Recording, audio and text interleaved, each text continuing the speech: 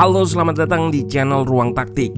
Di video kali ini, kita akan analisis laga leg pertama antara Manchester United menghadapi tim paling sering juara Europa League, Sevilla. Sempat unggul 2 gol hingga menit 80-an, MU di comeback oleh Sevilla di akhir laga dengan 2 gol yang dicetak dalam tempo 10 menit.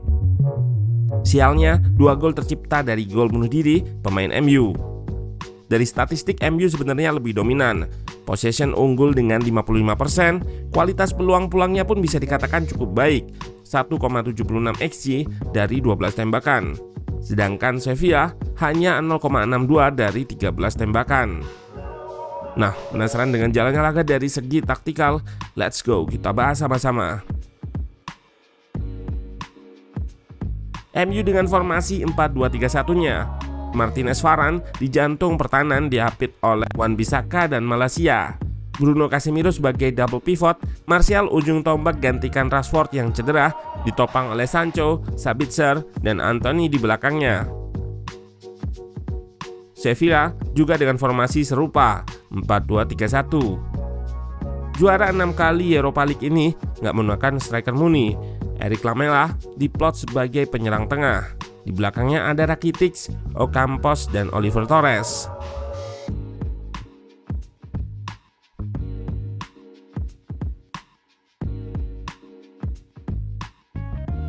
Saat build up, terlihat beberapa kali MU menggunakan skema yang cukup unik.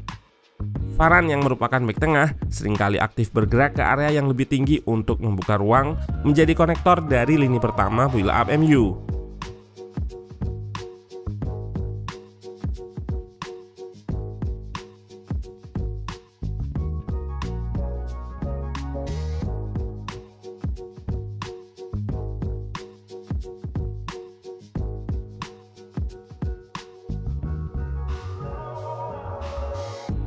Bruno yang beberapa laga sebelumnya bermain di area yang dalam atau di belakang, kali ini dengan hadirnya Casemiro, ia bermain di area yang lebih tinggi. Casemiro di lini kedua didampingi oleh Malaysia yang invert ke tengah. Di area yang lebih tinggi, Bruno juga bisa dijadikan target progresi, juga bisa bergerak untuk mengekspos area half space jika nggak di marking. Martial akan drop atau bergerak turun untuk menyediakan opsi progresi dari lini pertama.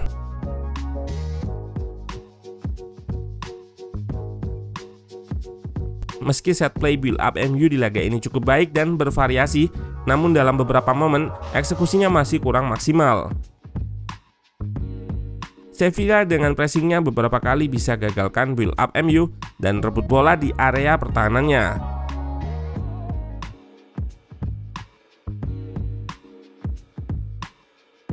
Total 6 kali berhasil rebut possession.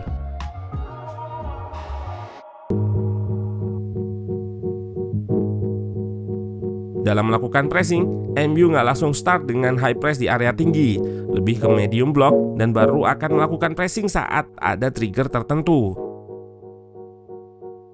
Misalnya saat bola di back pass ke kiper, MU akan menaikkan block pressnya untuk ganggu kiper Sevilla saat kuasai bola.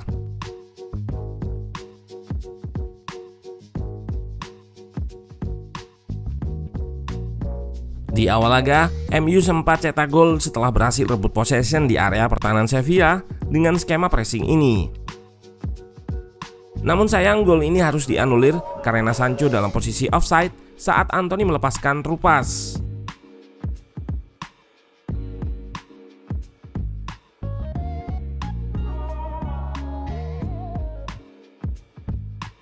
Di depan, Ten Hag kembali memainkan Sabitzer di posisi nomor 10 atau belakang striker. Pada posisi ini, ia bisa memainkan peran yang lebih naik untuk mengisi posisi striker saat Martial drop atau turun. Dengan Sabitzer yang bisa mengisi posisi striker, dalam beberapa momen terlihat MU seperti bermain dengan 2 striker ketika 2 pemain ini berada di depan. Selain itu, Sabitzer yang sering masuk ke kotak penalti juga bisa memperbanyak opsi di dalam kotak saat winger MU melepaskan crossing dari area sayap.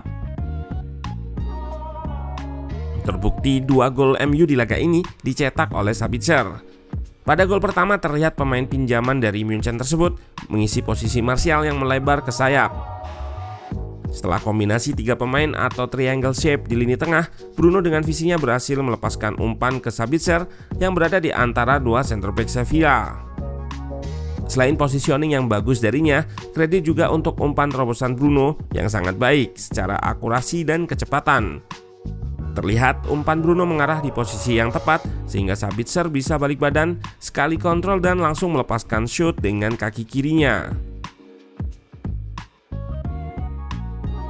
Gol kedua dari situasi counter attack. Saat bola dikuasai oleh Martial, Sabitzer dan Antony langsung bergerak naik mengekspos ruang di backline Sevilla.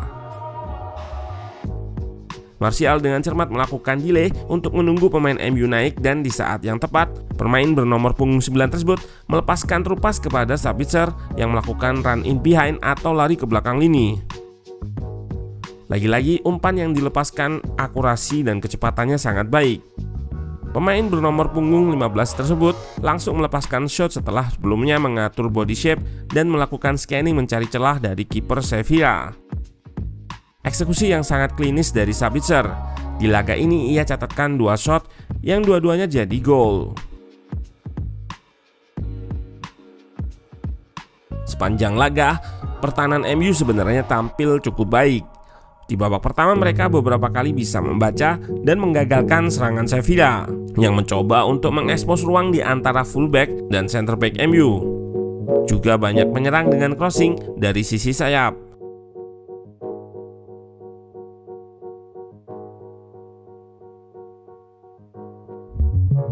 Di babak kedua pun pertahanan MU masih cukup tangguh. Pemain di backline ditambah Casemiro yang sering bantu pertahanan beberapa kali bisa patahkan serangan Sevilla dan ciptakan situasi counter attack yang cukup merepotkan.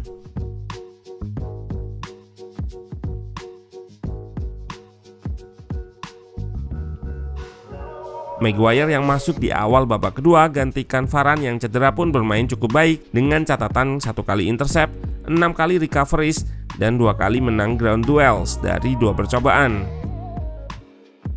Hal ini juga diaminkan oleh Ten Hag yang mengatakan kapten MU ini tampil sangat baik di laga ini. Di menit 84, Sevilla berhasil perkecil ketertinggalan. Gol ini terjadi dikarenakan kesalahan dari Malaysia dalam respon crossing diagonal dari pemain Sevilla. Terlihat di klip ini, fullback asal Belanda ini nggak aware akan beradaan Jesus Navas. Malaysia mengira nggak ada pemain di belakangnya sehingga ia membiarkan bola lewat agar keluar dari lapangan. Namun Navas bisa menjangkau bola. Cutbacknya membentur Malaysia dan masuk ke gawang De Gea 2-1. Jelang akhir laga, petaka bagi MU saat Lisandro Martinez mendapatkan cedera dan nggak bisa melanjutkan pertandingan di menit 86. MU nggak bisa menggantinya karena sebelumnya sudah melakukan 5 pergantian pemain, sehingga harus bermain dengan 10 pemain menghadapi gempuran Sevilla. Untuk merespon hal ini, Casemiro turun menjadi center back mengisi posisi Lisandro. Di menit injury time, akhirnya Sevilla berhasil samakan skor. Berawal dari crossing Ocampos dari sisi kanan, Youssef En-Nesyri berhasil sundul bola. Sebenarnya sundulannya nggak akurat, namun sialnya bola membentur kepala Maguire dan masuk ke gawang MU. Pada momen ini En-Nesyri bisa menyambut crossing Ocampos karena selain lompatannya yang tinggi, Casemiro juga terlihat nggak melompat untuk melakukan duel. Laga berat bagi MU di leg kedua nanti. Selain harus bermain tandang, MU juga kehilangan Bruno yang terkena akumulasi kartu. Selain itu, Varane dan Lisandro Martinez juga diragukan karena cedera yang mereka dapatkan di laga ini. Nah, mampukah MU lolos? Patut kita tunggu.